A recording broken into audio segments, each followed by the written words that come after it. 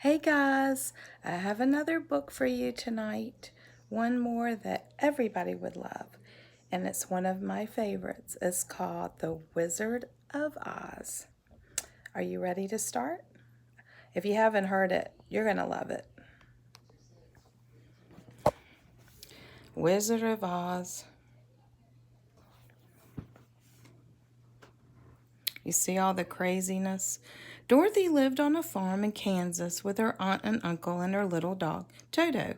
One morning, Dorothy heard a strange whooshing noise outside the house. A tornado was coming. Before Dorothy could hide, the window blew open and something hit her on the head.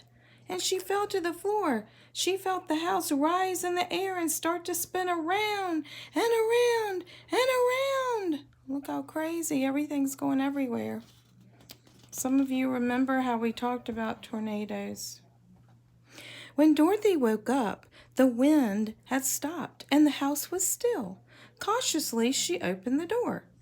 "Goodness," she exclaimed, "this doesn't look like Kansas." What do you see there? I see some feet sticking out and a witch's hat. "Thank you for saving us from the Wicked Witch of the East," cried a crowd of happy people. Sticking out from under the house were 2 feet wearing red shoes. Right there. Dorothy had landed on the witch. Uh-oh. "Don't worry, dear," said a tall lady. "You're in the land of Oz, and I'm Glinda, the Good Witch." "But how do I get home to Kansas?" asked Dorothy. "The Wizard of Oz can help," replied Glinda. "Take the Wicked Witch of the East magic shoes and follow the yellow brick road to the Emerald City. You'll find him there." Nearby, the Wicked Witch of the West was hiding. She was angry because Dorothy had landed on her sister and was even wearing her magic shoes. "I want those shoes," she hissed. Dorothy and Toto set off along the yellow brick road. As they passed a field, Dorothy was amazed to see a scarecrow wink and wave at her. Dorothy stopped and chatted to the scarecrow, telling him all about her journey to the Emerald City. "Maybe the wizard could give them some brains," said the scarecrow hopefully. Oh, poor scarecrow. "Then why don't you come too?" asked Dorothy, and they all set off together. Soon, Dorothy, Toto, and the Scarecrow met a man made of tin who squeaked with every step. "I'll help you oil those creaky joints," Dorothy said, kindly telling him about their journey as she did so. "Perhaps the wizard could give me a heart," said the Tin Man. Oh, poor Tin Man. Later that day, a lion bounded out of the woods, and Toto barked at him bravely. "Boo-hoo," cried the lion. "I'm supposed to be the king of the animals, but I don't have any courage. Come with us to see the wizard," suggested Dorothy. So he did. After a very long walk, the friends spotted the green glow of Emerald City. You see it right there. "Look," exclaimed Dorothy as they got closer. "Everything is green, even the people." The friends went to see the wizard right away.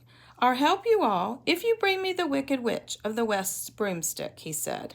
"Where do it?" said the lion, "or I'll never get my courage." "And I'll never get my brains," said the scarecrow. "Or my heart," said the Tin Man. "And I'll never get back to Kansas," said Dorothy. So the friends set off toward the Wicked Witch's castle in the west. They crossed the mountains full of the lurking wolves, and they tiptoed through the forest at the scary bees and the glowing eyes. But the Wicked Witch found out that they were coming, and she sent a troop of flying monkeys to stop them. The lion roared, the Tin Man swung his axe, and even the scarecrow tried to fight. But the monkeys grabbed Dorothy and Toto and dragged them to the Wicked Witch's castle. "Oh no!" "Ha ha ha ha!" crackled the Wicked Witch. "Now the magic shoes are mine." The Wicked Witch was so excited about those shoes that she didn't notice Toto crept away to find the others and to help Dorothy escape. Soon the friends had sneaked into the castle and they freed Dorothy. When that Wicked Witch saw what was happening, she shot sparks at the Scarecrow, who burst into flames. Quickly, Dorothy threw a bucket of water over her friend. Eek!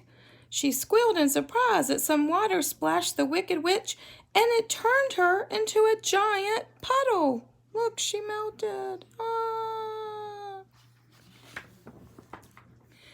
Dorothy grabbed the Wicked Witch's broomstick, and the friends headed back to Emerald City. "Now the wizard will have to help us," she said. But they were in for a surprise. "I'm afraid I can't help you," said the wizard. "I'm just a normal man. I floated here in a hot air balloon, and everyone thought I was a wizard." Oh no. Dorothy started to cry, and so did the Scarecrow, and the Tin Man, and the Lion. "But I can give you these," said the wizard, handing the Scarecrow a certificate, the Tin Man a clockwork heart, and the Lion a big medal for bravery. See, he's got his little heart. "What about me?" said Dorothy sadly.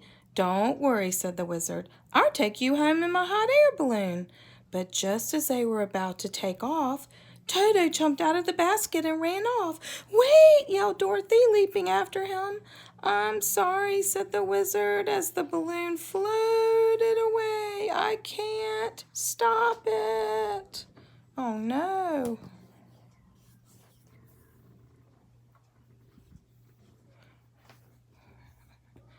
So what do you think happens next? We're going to have to find out in the next book because, wait a minute, here it is. Dorothy started to cry. "How will I ever get home?" she sobbed. Then with a puff of smoke and a shower of rainbow-colored sparkles, another witch appeared. "Look here, there she is." "Don't cry," she said. "I'm the Good Witch of the South. You've helped your friends, so I'm going to help you. Just click your heels together 3 times and say, 'There's no place like home. There's no place like home.' And you'll see." See, she's got her little red shoes on again. Those are the red ruby shoes, if you've ever read this story before. So Dorothy said goodbye to her friends. "I'm going to miss you so much," she said. Then holding Toto tightly, she clicked her heels 3 times and said, "There's no place like home." Suddenly, she was back in Kansas. There was her house, and her aunt and her uncle. And what an adventure, she thought. But the Good Witch of the South was right. There really is no place like home. And I know you guys believe that right now because we're all having to be home. We're having to be home for a long time, and it's not the same as it's been. But it'll be fine because you're with your family and they take care of you. Love you guys. See you soon. Bye.